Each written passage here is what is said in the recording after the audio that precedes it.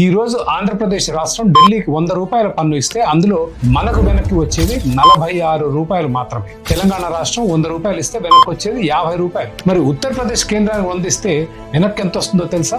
333 రూపాయలు. అవును, మీరు సరిగ్గానే విన్నారు. 100 ఇచ్చి 333 రూపాయలు పొందుతుంది యూపీ. మధ్యప్రదేశ్ 279 రూపాయలు పొందుతుంది. ఇక బీహార్ రెడీనా? నమ్మగలరా? 922 రూపాయలు.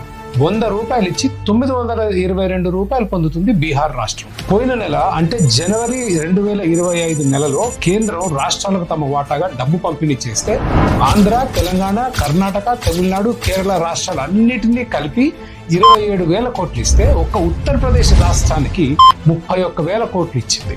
ఢిల్లీ పాలకులు సవితి తల్లి ప్రేమతో దక్షిణ భారతదేశాన్ని దోచి ఉత్తర భారతదేశాన్ని పోషిస్తున్నారు అనడంలో అతిశయోక్తి లేదు.